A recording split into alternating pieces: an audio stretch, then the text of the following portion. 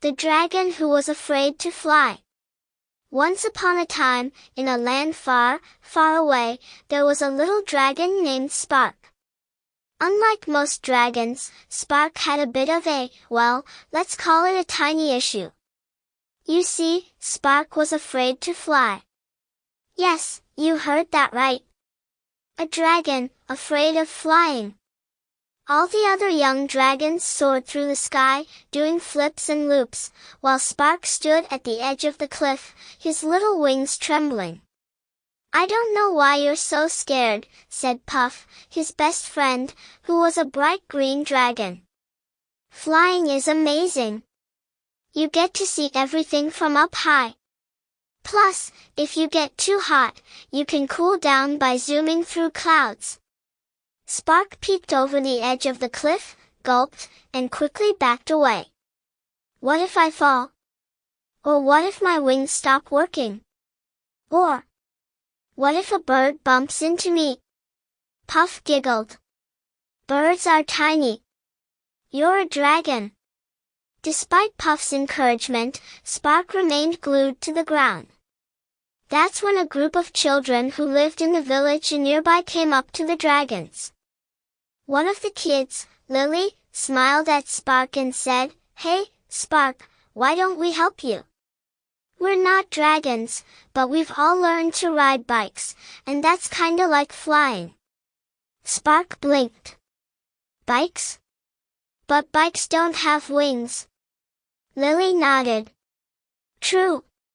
But you have to balance, just like in the air. And we were scared too when we first tried. But we helped each other, and now we can zoom around everywhere." Another kid, Max, brought over a toy glider. "Look, Spark. I'll show you how this works. You see, when the wind catches it, it flies without flapping any wings." Max threw the glider, and Spark's eyes grew wide as it soared smoothly through the air. "Whoa! That's amazing." Lily knelt down next to Spark. "How about we do a practice run? You don't have to fly all the way up yet. Just flap your wings a little and hop. We'll cheer for you, right guys?" The other kids clapped and cheered. "Go, Spark. You got this." Spark thought for a moment. His little heart pounded in his chest, but with all the kids cheering for him, he felt a tiny spark of courage. "Okay. I'll try," Spark said. He stood up straight, took a deep breath, and flapped his wings gently. His feet lifted off the ground, just a little. Then, plop! He landed softly. The kids erupted in applause. "You did it, Spark. You flew." Spark's face lit up. "But I only went up a tiny bit." "Every step counts," said Max. "Tomorrow, you can go a little higher."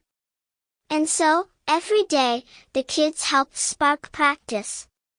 They made silly faces to make him laugh and told jokes so he wouldn't think too hard about flying.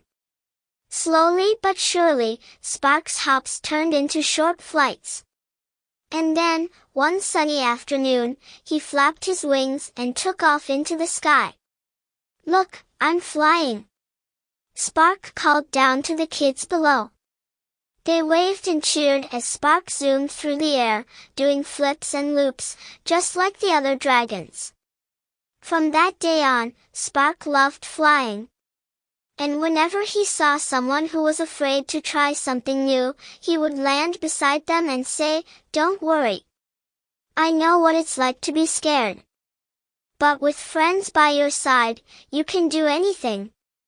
And from then on, Spark was not just known as a dragon who could fly, but as the bravest dragon of all, because he had conquered his fear with the help of his friends.